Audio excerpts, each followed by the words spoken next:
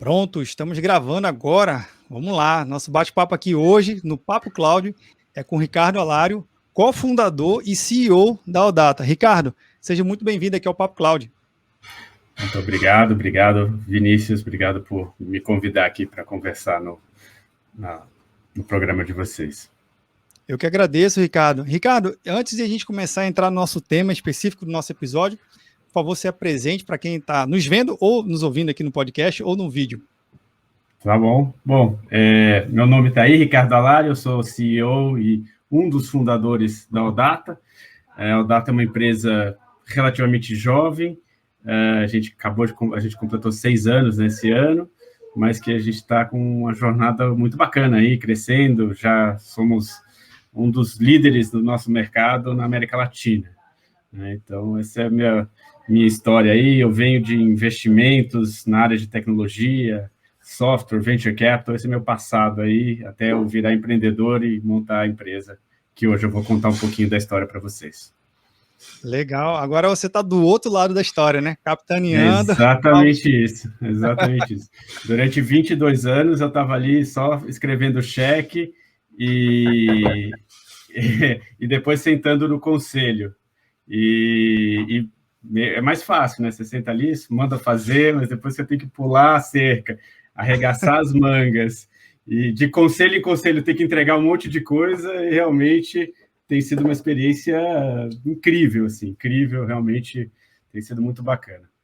Não posso Poxa, Ricardo, mas você já mostrando a sua trajetória, você já entra no mercado com uma visão totalmente diferente, né? Porque pelas histórias, não é a totalidade, mas a grande maioria dos empreendedores, não somente no Brasil, mas no mundo inteiro, começam seus empreendimentos, né, começam para o mundo real, e aí vão trazendo essas experiências, incorporando até chegar no nível de ter que se relacionar com um board, com uma presidência, com uma área mais executiva e financeira, e aprender novas disciplinas. Você está começando com a regra do jogo o inverso, você já sabe o que eles pedem, já sabe qual é a visão, como é que é o linguajar dele, então você já está com vamos dizer assim, com uma mega vantagem empresarial de já entender como é que funciona o background, né, nos bastidores. Você vê isso aí com um catalisador para o seu empreendimento, para o empreendimento da Odata? Sem dúvida, acho que a Odata surgiu um pouco dessa cabeça de investidor, né? Na verdade, eu trabalhava antes em vários fundos de venture capital, mas o último que eu trabalhei era um corporate venture capital, que é a Intel Capital, um dos líderes aí globais em investimentos em empresas emergentes e de tecnologia. E ali, investindo em algumas áreas, eu vi a oportunidade, né, que era muito latente lá na época que a gente começou a Odata, em 2015, de justamente criar uma empresa com os moldes da Odata. E aí, um pouco com isso e com a cabeça do fundo, que hoje eu faço parte também, né? Eu sou CEO da Odata e sou diretor do fundo, que é o Fundo de Infraestrutura do Pátria.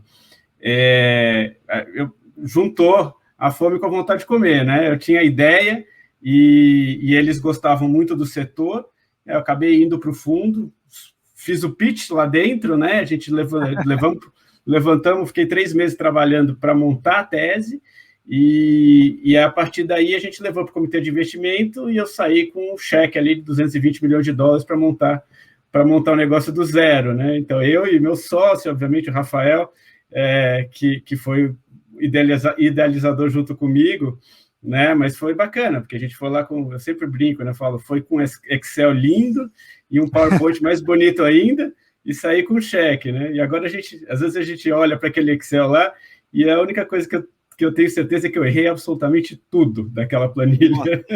Tudo. Nada aconteceu como a gente planejava, né? Mas, de qualquer jeito, aconteceu por outros caminhos e, obviamente, você vai sempre pivotando e tentando achar qual é o caminho certo, e hoje a empresa é uma empresa de bastante sucesso e a gente está muito feliz com o resultado.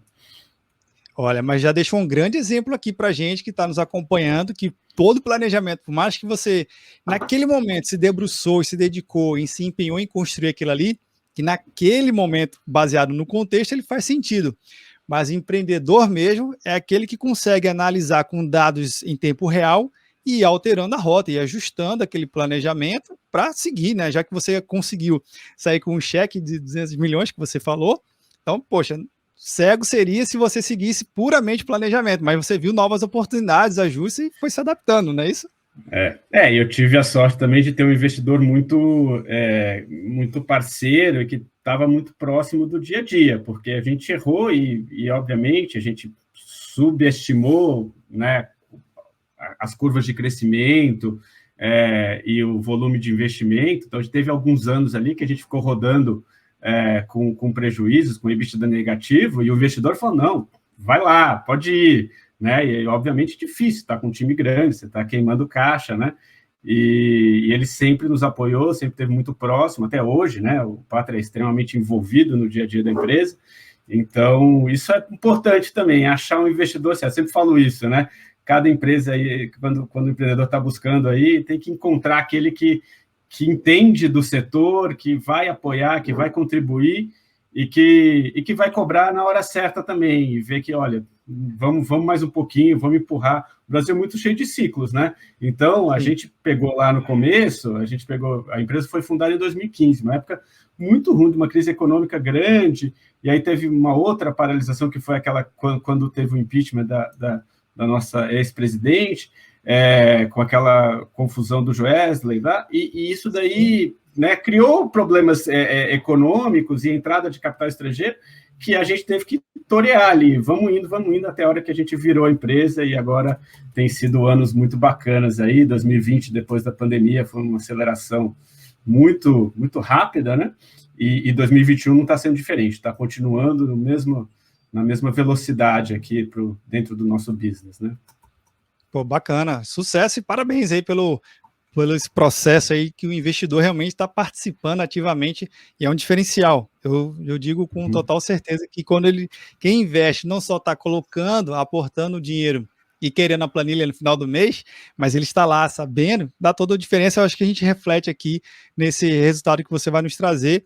E vamos explicar um pouquinho, né? Para quem está acompanhando até agora, Ricardo, explica o que é a ODATA e em que mercado vocês atuam. Explico sim. Bom, a ODATA, ela é uma empresa que ela constrói e opera data centers. Então, a gente está na base da pirâmide do cloud, né? Aonde que está a cloud? A cloud está dentro de um data center, né? Então, fisicamente, né? Então, é exatamente isso que a gente faz. A gente constrói esses prédios gigantescos, né?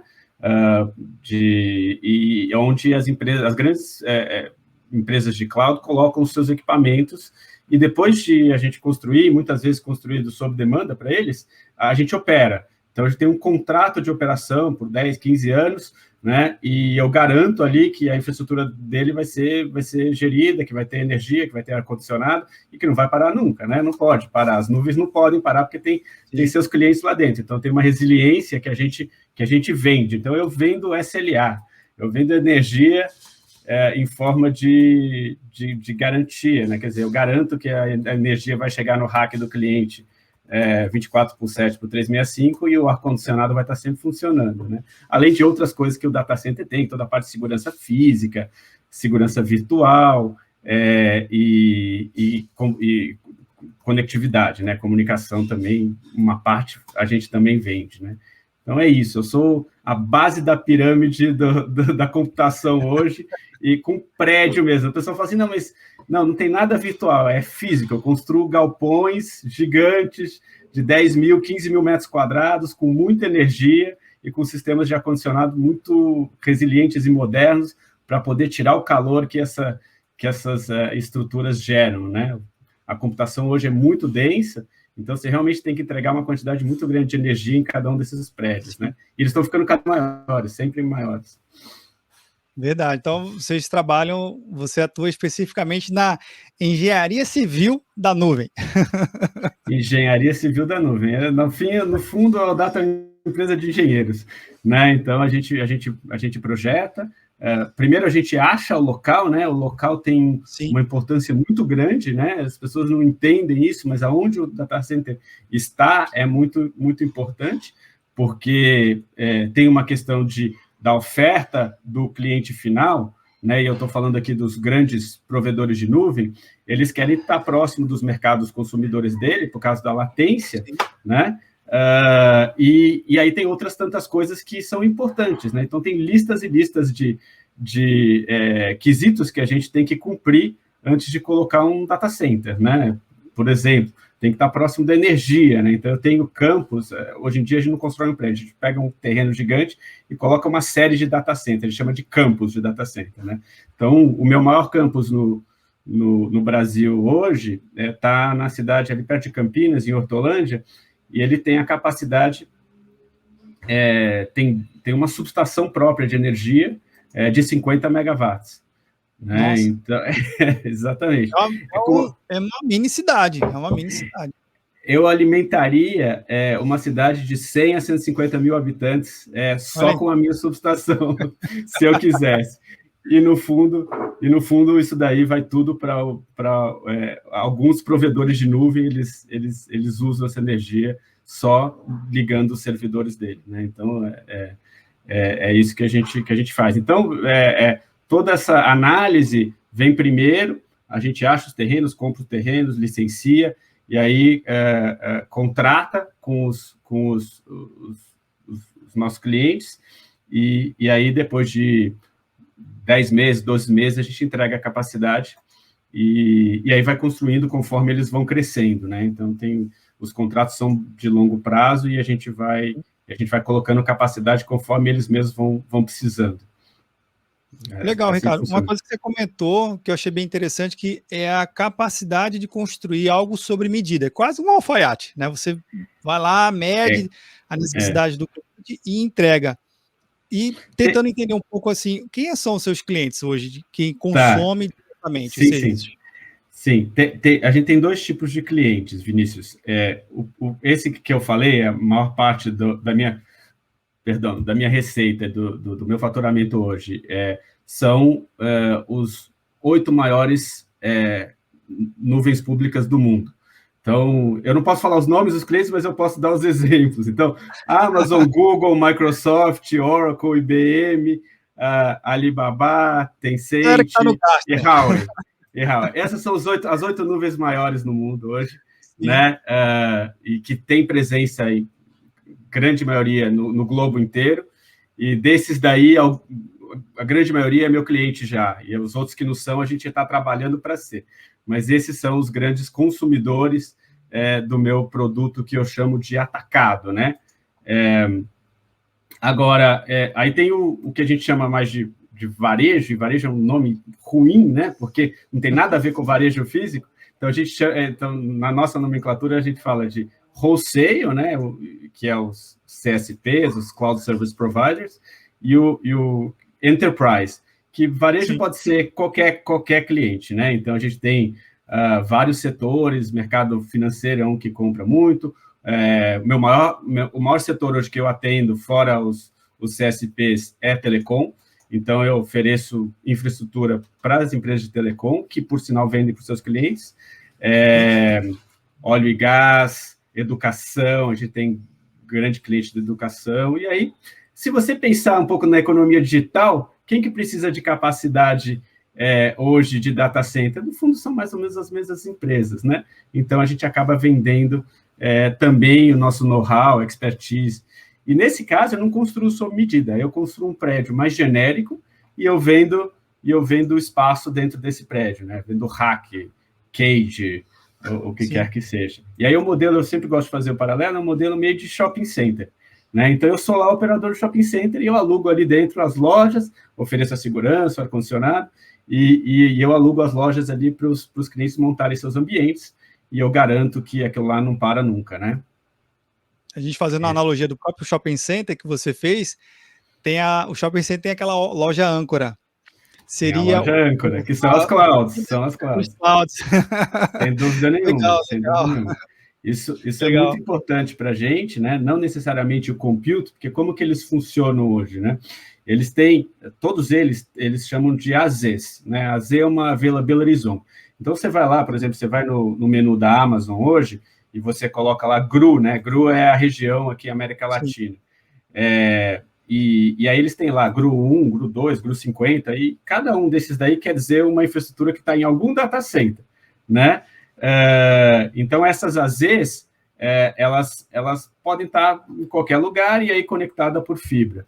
Mas tem outra coisa que eles fazem que chama os POPs. Esses, sim, são os âncoras, porque o POP é aquela infraestrutura que você conecta com a nuvem. Então, se eu sou lá um cliente e eu quero conectar com o Azure, eu vou ter que fazer uma conexão em algum lugar, em algum data center, com um POP da Microsoft, né? Sim. E tem poucos no Brasil. Então, é isso. Então, eu pego lá, vamos supor que o Papo Cloud quer ter um hack ou quer comprar capacidade de Azure. Você vai falar, tá bom, então meu hack está aqui e eu vou fazer uma ligação com o POP. Então, quanto mais POPs desses eu tenho dentro dos meus data centers, é isso, é as lojas americanas, é o cinema, é tudo aquilo que atrai a pessoa para o shopping center, né?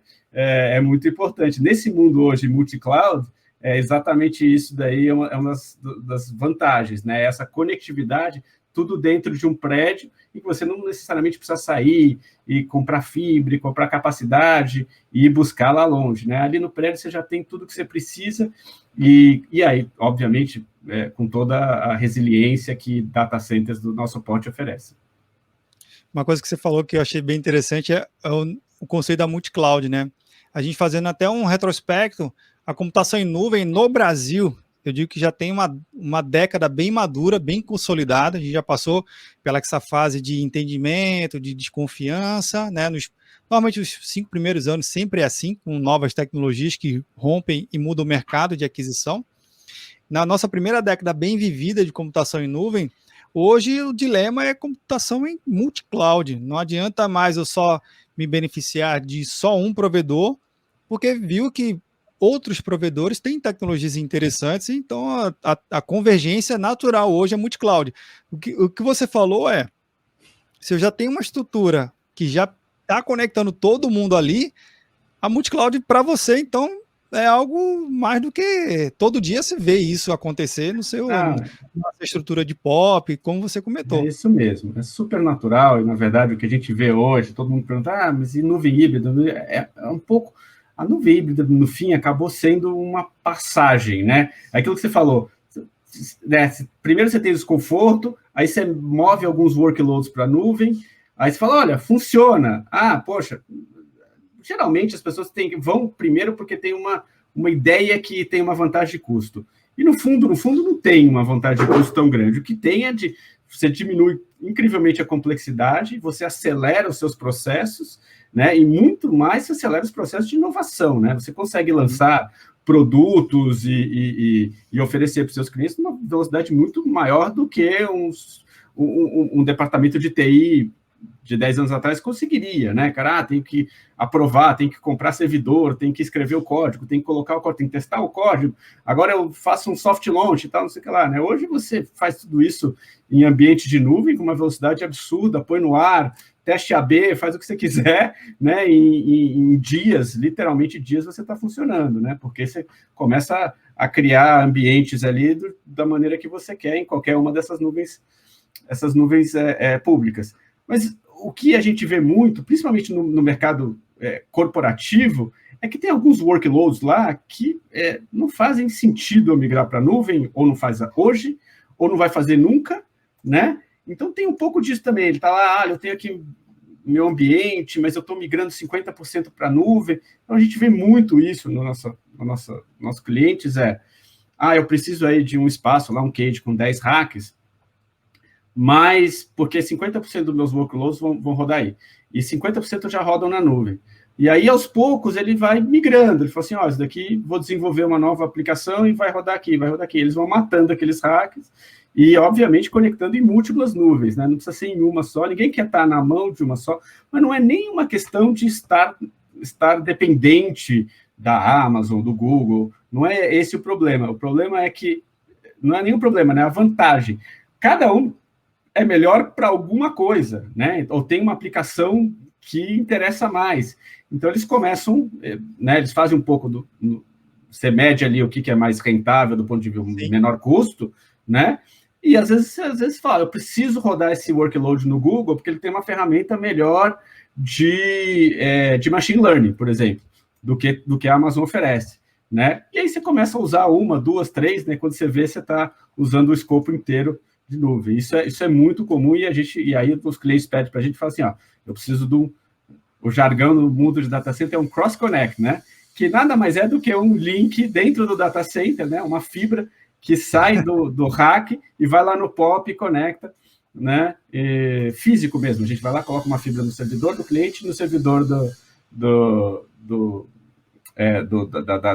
da cloud, né? E é isso. E aí ele começa a consumir lá dentro. A complexidade é muito menor do que, né, pedir para sua operadora um link dedicado, uma banda, né? Tudo mais. Então, fazer uma cotação disso no mundo, assim, no mundo fora desse cross-connect, é muito, bastante. Demora. Por isso que no mundo inteiro os data centers conectados viraram total, os hubs de comunicação. É muito mais fácil o cara ir lá para dentro, até entre clientes, né? Tem muita conexão entre clientes. Imagina bancos, por exemplo, que tem uma quantidade muito grande de clientes ou de fornecedores, ou o que quer que seja. Então, às vezes eles se conectam, né, nesse tráfego dentro desses grandes hubs de data center. E aí, obviamente, os próprios data centers, seja eu e meus concorrentes, a gente também está super interconectado. Tem anéis de fibra que liga todos eles, né? Nosso prédio lá aqui em Alphaville, ele está em cima de um anel de fibra apagada que conecta todos os 10 data centers da região, né? Então, qualquer um que quiser, eu preciso conectar com um fornecedor que está ali naquele data center lá em Barueri. Beleza, está aqui em cima já, a gente vai, liga ele e ilumina ele. Que legal, que legal. E até fazendo, de novo, analogia à engenharia civil, o conceito de espaço mall, né, que é um espaço que reúne serviços, entretenimento, novos negócios, moradia, né, a gente vê que existem algumas estruturas que são assim, então tem prédio empresarial, tem prédio residencial, tem escola, universidade, cinema, prazo de alimentação, faz com que o usuário, no caso o consumidor, o cliente, ele consuma serviço naquele próprio ecossistema, e dentro desse ecossistema ele fica lá dentro. Quando você relatou desse jeito, veio esse exemplo. Faz sentido isso? 100%, é exatamente isso, né? E vai mais além, né? Porque quando você pensa num condomínio, por exemplo, né, que você tem um monte de casas ou apartamentos, você tem uma divisão ali dos custos entre os condôminos, né? Então, eu tenho segurança, ou eu tenho o cara para limpar a piscina. Se você mora ali na tua casa, você vai ter que ter o piscineiro lá. Se você mora num prédio que tem uma piscina, vai ser dividido entre todos os condôminos, né? E no nosso business tem absolutamente, é o ganho de escala, né? Então, assim, eu posso dar para um cliente muito pequeno, de meio rack, que vai pagar lá R$2.000 por mês para alugar aquele espaço lá, a mesma qualidade, segurança, resiliência que tem a Microsoft, o Google e a Amazon, entendeu? Então, é exatamente o mesmo produto, né? E ele não poderia ter isso se ele estivesse no escritório dele. Ele não vai ter, sei lá, 4 dias de óleo diesel estocado em gerador caso acabe a energia. Ele não vai estar ligado em alta tensão com 2 transformadores de 50 MVA que, se estourar o outro sustenta o prédio inteiro, entendeu? Ele não vai ter segurança 24/7 por 365, e se acontecer alguma coisa, você liga para alguém. Para ele ter essa estrutura, fica muito caro, mas muito caro mesmo, né? Algumas empresas até tinham essa estrutura dentro. E a gente vê uma migração assim, muito, muito rápida, de falar, não faz sentido, eu vou terceirizar isso daqui e ganhar um pouco desse ganho de escala aí, né? Que eu vou estar num prédio, a gente chama de multi-tenant, é o nome desse prédio cheio de clientes, né? Eu vou lá no multi-tenant, alugo um rack da Data e tenho exatamente o mesmo serviço, com a mesma qualidade que as grandes nuvens têm no mundo.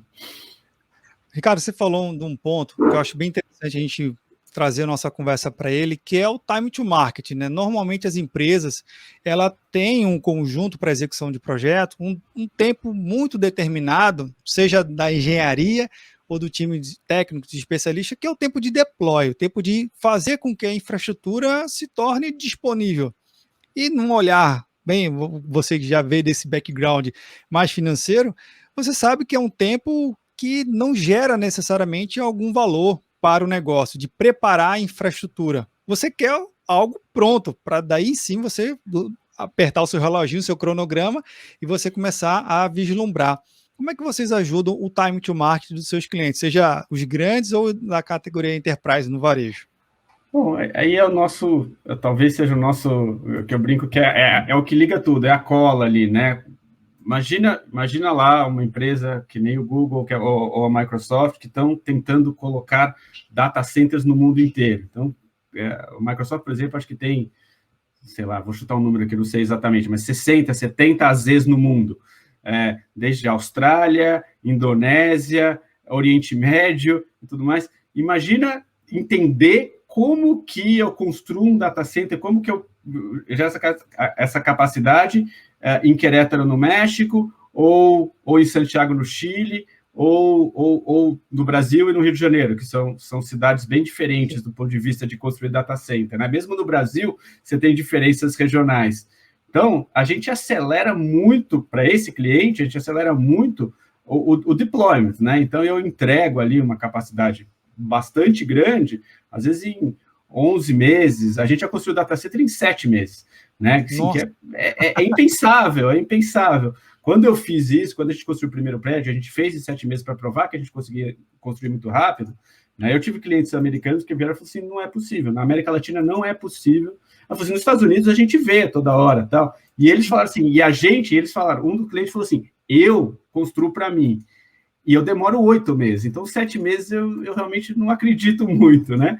E é um pouco isso. A gente foi somando know-how, né? Entende a fundo todas as questões que você precisa para construir um data center em cada uma dessas localidades, né? E muitas vezes a gente faz a gente corre o risco antes, né? Essa vantagem também de você estar alinhado com capital atrás. Então a gente vai lá, por exemplo, eu não fica esperando um contrato ou o cliente falar, eu preciso de capacidade em Lima, no Peru. A gente vai lá, compra, a gente já faz toda a análise, escolhe o melhor terreno para construir data center, já começa a licenciar o terreno, já tem um projeto básico, né, não um projeto final, porque o projeto final ele passa por alguns ajustes antes que o próprio cliente pode querer, então a gente fica com o básico e fica lá na coisa. Ele levanta a mão e fala assim, o que você tem de capacidade na Colômbia hoje? Na Colômbia eu tenho o maior prédio da Colômbia hoje, tenho 15 megas no meu campus aqui, a gente é disparado o maior data center da Colômbia hoje, estou falando como exemplo, mas é verdade, né?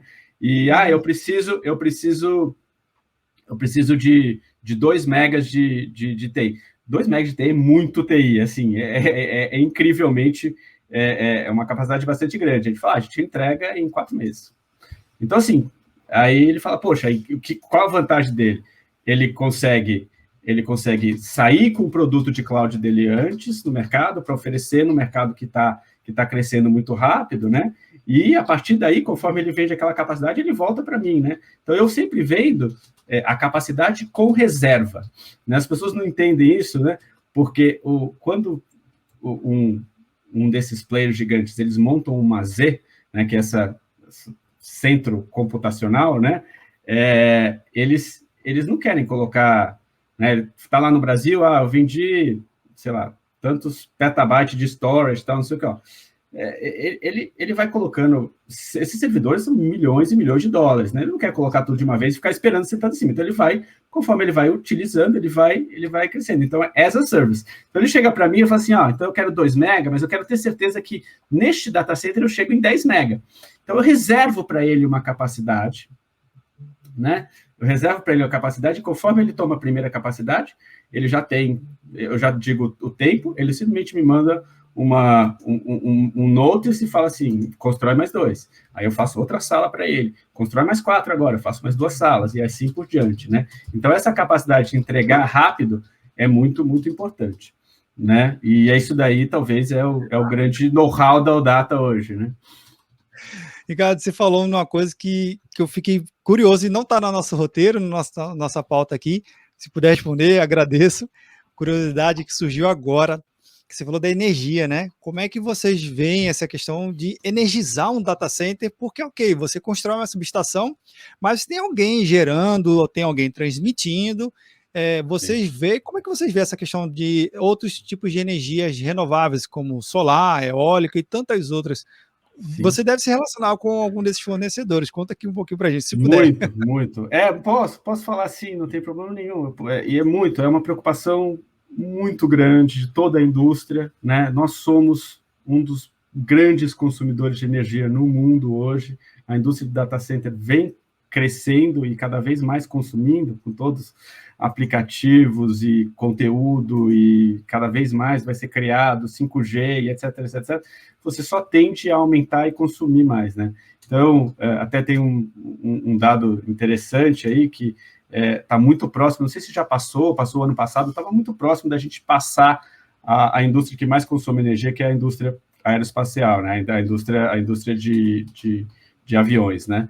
Então, eles consumiam quase que 2% da energia global, os data centers estão muito próximos disso hoje.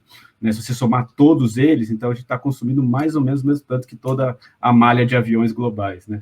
E realmente tem uma preocupação muito grande, não só de empresas como a nossa, todas, meus concorrentes, todo mundo, e obviamente dos nossos clientes, né? Esses nomes aí, você sabe, eles estão muito preocupados com a pegada de carbono deles, então, então a gente tem uma série de programas, a gente oferece para os nossos clientes energia renovável, a grande maioria deles usa a gente para contratar energia renovável.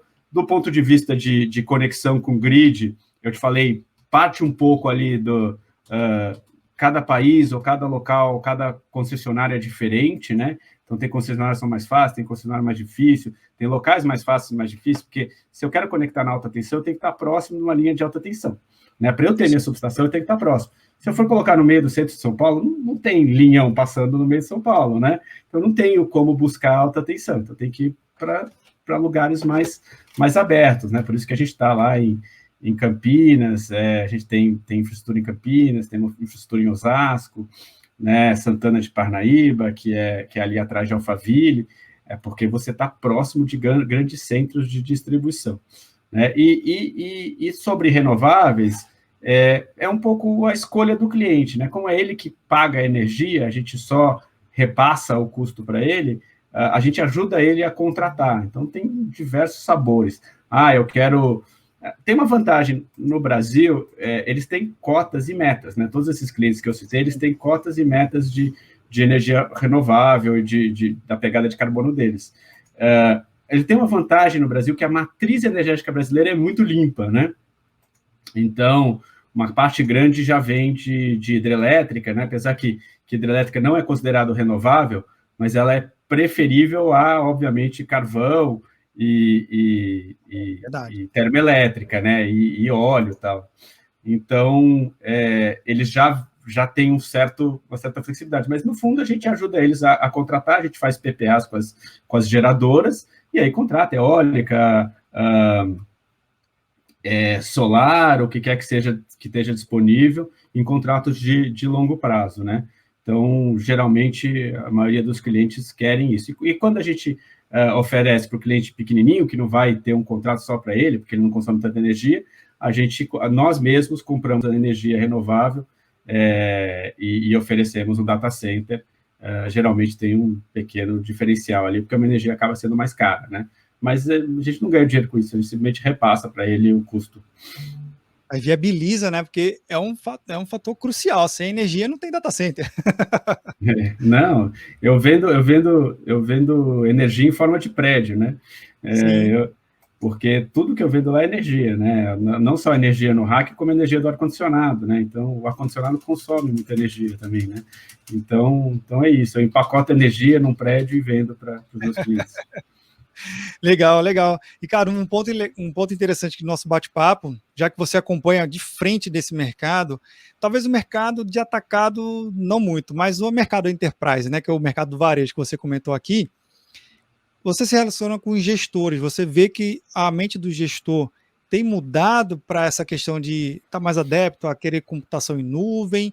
Quando ele fala assim, vou colocar meu data center, seja meu rack, seja para um colocation, alguma coisa assim, mas você vê que o gestor ele está mais aberto a ter esse tipo de diálogo e mais preparado, ou ainda não? Tem que voltar muito ainda no conceito básico de segurança para passar essa camada mais inicial para depois você começar a evoluir o negócio?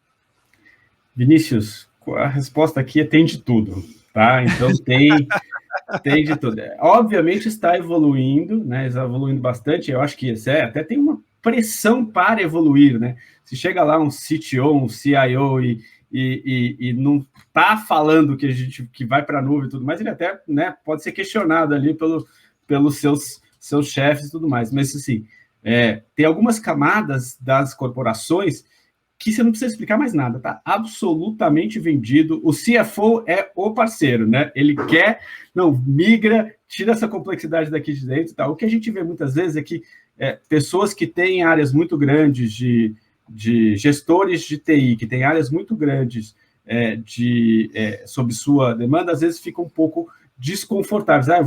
Eu vou migrar para a nuvem, mas depois não vai precisar de mim, eu vou ter que demitir um monte de gente, né? Ou gosta, né, de ter o hardware ali, né? Tem aquela paixão por ser dono do hardware e tudo mais. Mas eu vou falar que vem num processo muito, muito acelerado de mudança da mentalidade, né? E acho que foi muito, muito forçado ali. A gente viu muito desses processos de digitalização forçados, né? E a gente viu coisas que, literalmente, tinha um cliente que estava ali fazendo um plano de digitalização de uma parcela lá do business dele, e acho que já estava 2 anos tentando fazer isso, né? Aí, quando veio a pandemia, ele foi forçado, e ele executou em 45 dias. Heróico, foi incrível, né? Mas se não tivesse, acho que talvez até hoje ele estava lá, põe 10%, vamos testar, né? Quando ele não teve opção, foi assim, tombou, né? E aí não tem também como voltar, né? Porque isso é que nem... queima as caravanas ali, ninguém volta, né? Não vou voltar para aquele ambiente, né? Então muda. Então, você vê cada vez mais os gestores de TI entendendo isso, né? E, obviamente, tem aqueles que já nasceram assim, né? Você pega as empresas mais digitais, né? Da era digital, aí já nasceu assim, nunca teve infraestrutura, sempre nasceu em cima da nuvem, vai sempre ser nuvem, né? Então, esses também ajudam, né? Que são pessoas que vão evangelizando ali o mercado e vão falando, e aí vão nos ajudando. Mas eu diria que ainda tem algumas reticências. Uma que todo mundo... A mídia fala muito, né, de segurança. Eu vou falar que acho que todo mundo tem medo, tem questões de segurança, mas não tem mais a questão que a nuvem é mais insegura do que eu ter minha infraestrutura física, né? Essa questão eu acho que já está bastante mais resolvida, até do que a própria mídia fala.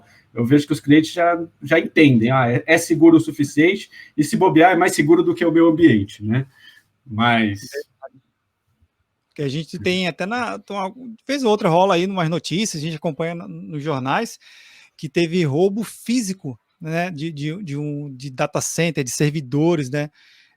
Seja por um ataque bem especializado, ou às vezes, infelizmente, por um ataque aí de quem achava que era um circuito de câmera de segurança. Tem os jornais, vou até colocar aqui na descrição para vocês verem uma reportagem aqui, mas acontece.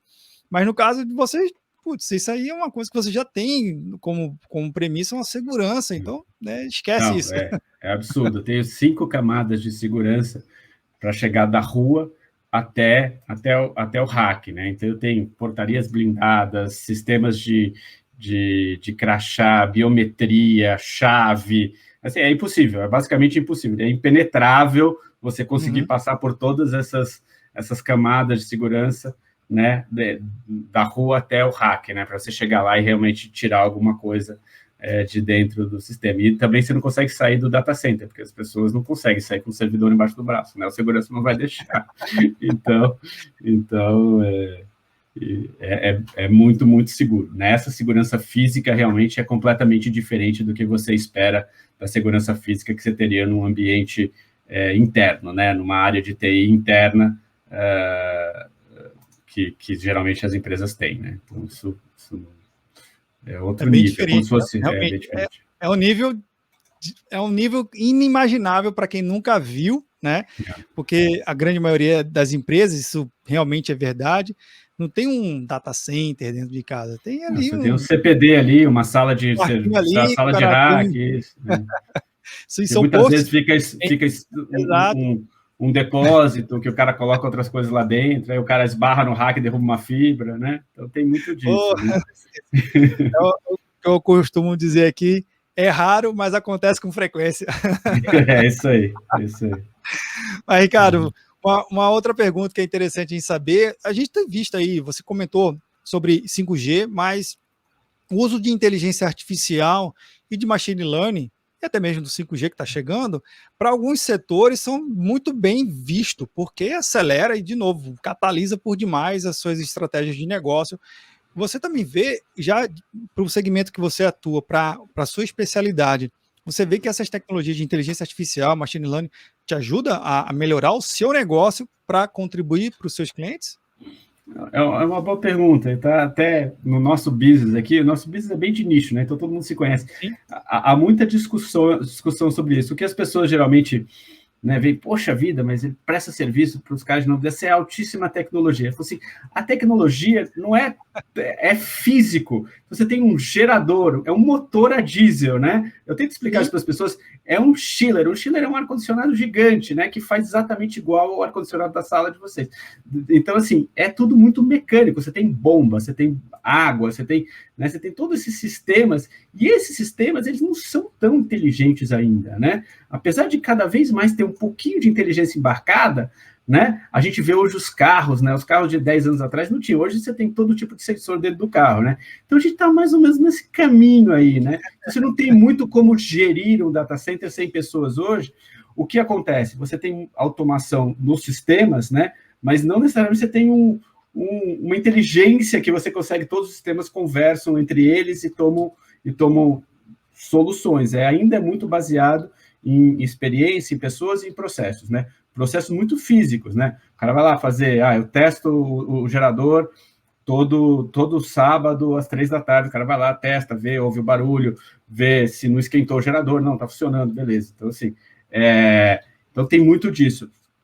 Já tem algumas empresas que já estão conseguindo extrair os dados, você tem muito dado, né? Porque você tem muita máquina, muita variação, varia a energia, varia a temperatura fora, tá? Então você teria, sim, com bons programas de machine learning, muitas coisas. A minha visão é que daqui, talvez, uns 10 anos, eu vou gerir um data center com uma pessoa lá só, né? Só um humano, né? Hoje, em qualquer turno, eu tenho 3. Então, assim, também não é que é um ganho gigante, né? Assim, eu tenho 3 pessoas, um data center, né, de 10 mil metros quadrados, a qualquer momento do dia e da noite tem 3 pessoas ali controlando a planta só, né? Aí, obviamente, tem muito mais gente, porque você tem gente fazendo capeamento, você tem segurança, você tem limpeza, você tem... Né? Então, emprega muito mais gente. Mas ali, no operacional, no dia a dia, tendo certeza que a energia não acaba, nem o ar-condicionado para de funcionar, são geralmente 3 pessoas por turno, né? Então, assim, eu consigo ver que a gente rodaria vários data centers com uma pessoa, 2 pessoas só, mas, assim, não é também que vai mudar a nossa vida. Eu acho que o que muda muito é o erro, né? Porque, como são coisas mecânicas, se você tem muito dado e você consegue correlacionar esse dado com alguma falha, né? Isso que o humano não consegue fazer, né? Você tem lá, eu tenho um parque instalado hoje, eu tenho, sei lá, 40 mega vendido hoje, né? Então, multiplica isso daí eu devo estar lá, sei lá, 80 geradores, né, espalhados na América Latina. Se eu tivesse alguma coisa olhando todos esses 80 e correlacionando alguma coisa e me dando informações, e aí, em algum momento, eles vão falar, melhor fazer a manutenção disso daqui, ou troca essa peça, porque isso daqui aconteceu no gerador lá e pode ser que cause a mesma coisa, né? Isso não estamos lá ainda, mas eu vejo que estamos próximos. Eu acho que nos próximos 5 anos a gente vai ver uma mudança muito grande na minha indústria, nesse sentido de realmente fazer essa correlação de dados, fazer o machine learning ali, para a gente poder tomar atitudes ali preventivas e corretivas em cima das plantas. Legal. Tem até um fator natural que quem sofre mais dele e tem que acompanhar é a área de telecomunicações, que é a tempestade solar, né? Que a gente tem um solstício de verão. aonde a gente tem mais rajadas ultravioletas aqui incidindo na Terra, e o Brasil acaba sendo, nesse caso, mais atingido, porque ele está mais próximo da linha do Equador, e aí ser um país tropical e tudo mais. Alguns equipamentos na área de telecomunicações, eles sofrem um pouco, comunicação de satélite também acaba acontecendo. Talvez nessa capacidade que você falou de combinar esses dados possa, no futuro, ajudar essa análise, como você comentou, né? De repente, sugerir uma manutenção, uma troca, um equipamento com uma capacidade de proteção diferenciada, quem sabe? Não, eu tenho certeza, vai acontecer. O que acontece? Todas essas infraestruturas, elas são colocadas em cima de coisas legadas, né? Em equipamentos mais antigos e tudo mais. Então, assim, você realmente tem que ter mudanças muito radicais de equipamentos que se conversam, como, por exemplo, uma rede nova de 5G, já bastante mais inteligente, software defined e tudo mais, né? Que aí sim você consegue implementar, porque as redes anteriores era rádio, né? Rádio físico, tem uma antena, torre, né? Então, assim, cada vez mais você agrega inteligência e dados na ponta ali do que quer que seja que você está fazendo. Então, é a mesma análise do ponto de vista de redes, tanto rede de fibra, quanto redes sem fio, aéreas, e aí tem essas diversas coisas que você mencionou, interferência eletromagnética solar e tudo mais. Eu não entendo nada disso, mas eu sei que com certeza isso daí afeta. Mas o meio ambiente afeta nosso business lá, a gente também tem, né? Quanto mais calor fora, os data centers, mais ele precisa de energia para refrescar o ambiente, né? Então, a gente tem sistemas inteligentes que, quando está frio fora, ele pega o frio, o ar-condicionado desliga, né? E ele usa o frio de fora do prédio para esfriar a água que refresca os servidores, né? A gente chama isso no nosso jargão de free cooling, né? Free cooling porque você está usando o meio ambiente para refrescar o seu computador, né? A gente não paga energia nesse caso, não é bem free, mas o nome é mais ou menos, né? Mas não é bem free, mas ele é muito inteligente, muito eficiente, e aí você acaba economizando energia também. Então tem também esse lado de sustentabilidade que é importante. Bacana. E, cara, a gente está chegando no nosso final aqui do bate-papo. É um mercado muito curioso, que realmente tem muitas possibilidades, né? Nossa! Quem sabe um dia poder conhecer uma das plantas de vocês, vai ser o maior prazer conhecer realmente essa estrutura que sustenta toda a nossa modernidade, inclusive... vamos fazer um papo, Cláudio, visitando o data center. Aí você filma e mostra aí para os seus... Tá mais do que convidado, é só marcar aqui com o meu time, a gente faz um virtual, a gente faz um tour com você e você faz virtual com suas coisas. Legal, é bem interessante. Vai ser uma honra mesmo poder conhecer isso que move a humanidade hoje, que são essas tecnologias, né? Uhum. Mas vamos lá, a gente falou muito aqui no nosso bate-papo, mas a pergunta é simples, buscando o cunho pessoal, viu? Não há o que você tem. Então, para o Ricardo, o que é computação em nuvem? O que é computação em nuvem? Puxa, são plataformas computacionais que são distribuídas e compartilhadas. Acho que é isso, né? Então, pode ser plataforma de infraestrutura ou até de sistemas todos, né? Então, software ou puramente infraestrutura, que é a mais básica delas. Mas é isso, uma plataforma compartilhada e distribuída, né? De computação. Legal. Então, fica aqui. Ricardo Alari, muito obrigado pela sua participação, agradeço muito. E você que está nos ouvindo ou que está nos vendo, deixa aqui um comentário, compartilhe, diz aí o que você achou do bate-papo. Foi uma aula sobre realmente o que é o data center na parte física da coisa, né? Por trás de tudo, como é que funciona. Uhum. Obrigado pela oportunidade, Ricardo, e sucesso aí na Aldata e na sua expansão global. Muito obrigado. Obrigado, Vinícius. Prazer estar aqui.